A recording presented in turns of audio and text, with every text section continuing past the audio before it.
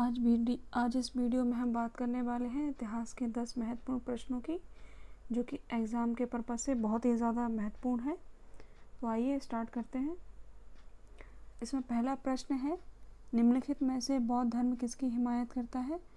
Option A है भूखा रहना, ऑप्शन बी है दुख भोगना, ऑप्शन सी है मध्यम मार्ग और ऑप्शन डी है सही मार्ग। तो आपका उत्तर हो जाएगा ऑप्शन सी। ऑप्शन सी हमारा राइट आंसर हो जाएगा।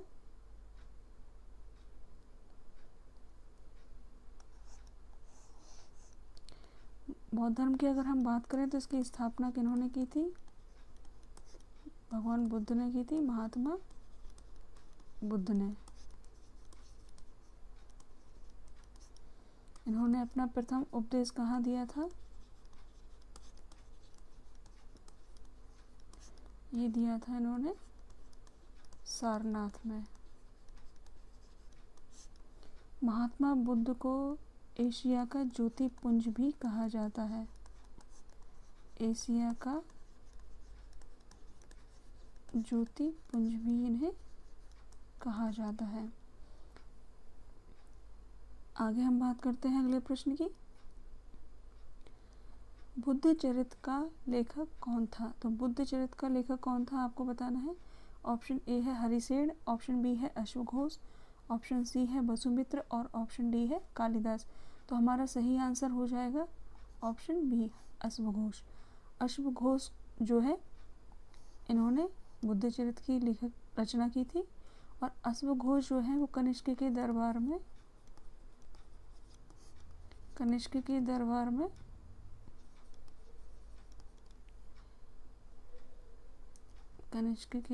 में ये राजकवि हुआ करते थे। और बुद्ध चरित्र को जो है बौद्ध धर्म का रामायण कहा जाता है। क्या कहा जाता है? बौद्ध धर्म का या बौद्धों का रामायण कहा जाता है।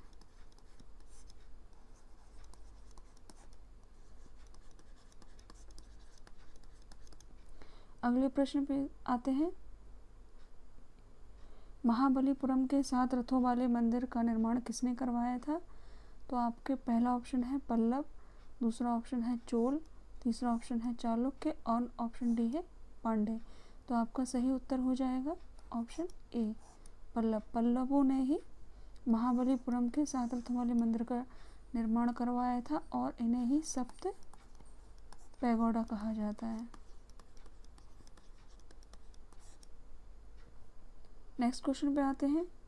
विधवा पुनर्विवाह एक्ट कब पारित हुआ था? तो ऑप्शन ए है 1850, ऑप्शन बी है 1856, ऑप्शन सी है 1870 और ऑप्शन डी है 1860 में। तो आपका सही उत्तर हो जाएगा 1856 ईस्वी में। इसके बारे में और जान लेते हैं।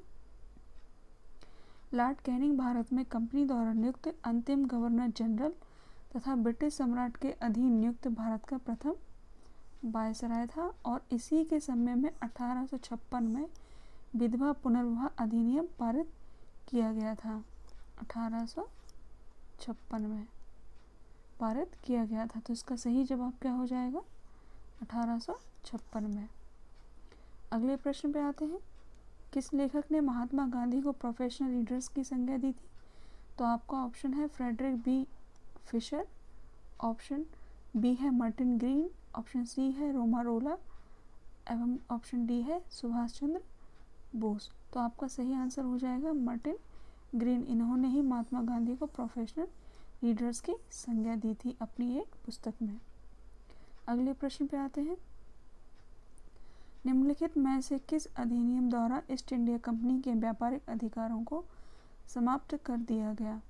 तो ऑप्शन ए है रेगुलेटिंग एक्ट के द्वारा, ऑप्शन बी है 1813 के चार्टर एक्ट के द्वारा, ऑप्शन सी है 1833 के चार्टर के द्वारा और ऑप्शन डी है 1853 के चार्टर के द्वारा।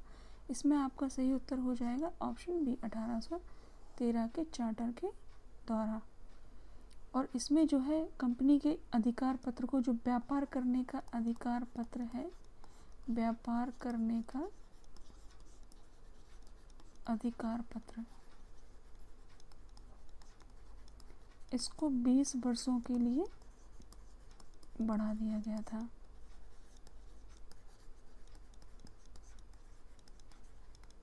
बढ़ा दिया गया था।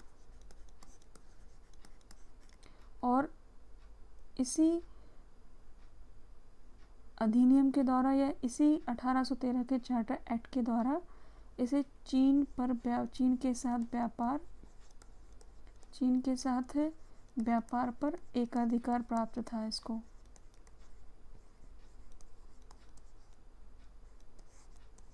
एकाधिकार प्राप्त था। अगले प्रश्न पे आते हैं। तुर्कन-ए चहलगानी कौन थे? तुर्कन-ए चहलगानी कौन थे? ये थे सुल्तान के अंगरक्षक। ऑप्शन बी है 40 तुर्क अमीरों का समूह। ऑप्शन डी है इस्लाम के धार्मिक विशेषज्ञ। और ऑप्शन डी है इसमें से कोई नहीं। तो आपका सही उत्तर इनमें से क्या होगा? तो आपका सही उत्तर होगा ऑप्शन बी, 40 तुर्क अमीरों के समूह को ही तुर्कन-ए चहलगानी कहा जाता था। नेक्स्ट क्वेश्चन पे आते हैं। जयपुर शहर का संस्थापक कौन था? तो आपका सही उत्तर है ऑप्शन ए है चूड़ामन। ऑप्शन बी है राजा सवाई जय सिंह। ऑप्शन सी है राजा उदय सिंह। ऑप्शन डी है राजा मान सिंह। तो आपका सही उत्तर हो जाएगा राजा सवाई जय सिंह। और इन्हें सवाई की जो उपाधि है वो मुगल सम्राट के द्वारा दी गई थी। और आगे जो जयपुर शहर है इसकी स्थापना 1722 में की गई थी। किनके द्वारा? राजा सवाई जय सिंह के द्वारा। आगे प्रश्न पे आते हैं। मिर्ज़ा गालिब किस सम्राट के समय में थे? तो आपके ऑप्शन है ए अकबर के समय में। ऑप्शन बी है बहादुर शाह जफर के समय में। ऑप्शन सी है जहांगीर के समय में। और ऑप्शन डी है अकबर द्वितीय के समय में। तो आपका सही उत्तर हो जाएगा बहादुर शाह जफर के समय में। ऑप्शन बी हमारा उत्तर हो जाएगा। मिर्ज़ा गालिब की अगर बात करें तो इनका जन्म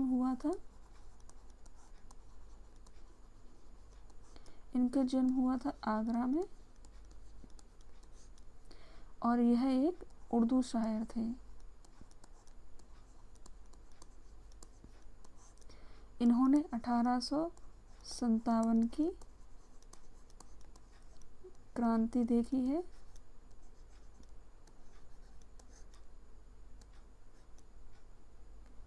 इन्होंने 1857 की, या यूं कहें कि ये 1857 की क्रांति के प्रत्यक्षदर्शी हैं।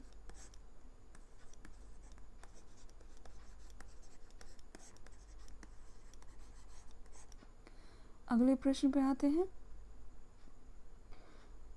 पानीपत का द्वितीय युद्ध कब हुआ था? तो आपके पास ऑप्शन है ए 4 नवंबर 1556 ईस्वी में। ऑप्शन बी है 5 नवंबर 1556 ईस्वी में। ऑप्शन सी है 6 नवंबर 1556 ईस्वी में। एंड ऑप्शन डी है इनमें से कोई नहीं। तो आपको सही उत्तर ढूंढना है इनमें से। आपका सही उत्तर हो जाएगा ऑप्शन बी, 5 नवंबर 1556 को पानीपत का द्वितीय युद्ध लड़ा गया था। इसके बारे में और बात करते हैं तो यह किन किन के बीच लड़ा गया था? अकबर और हेमू के बीच। इसमें से अकबर विजयी हुआ था और हेमू जो है इनकी आंख में तीर लग गया था। इनकी आंख में तीर लगने की वजह से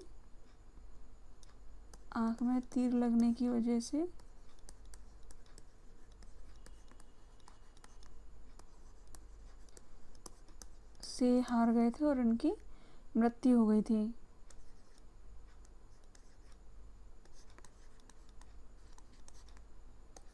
हार गए थे और इनकी मृत्यु हो गई थी।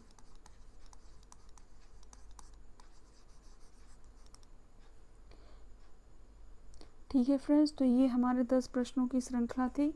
अगर आपको ये वीडियो पसंद आया हो तो ज़्यादा से ज़्यादा शेयर करें, इस चैनल को सब्सक्राइब करें ताकि आपको आने वाले प्रश्नों की जो पूरी सीरीज़ है वो इस वीडियो के माध्यम से आपको मिलती रहे।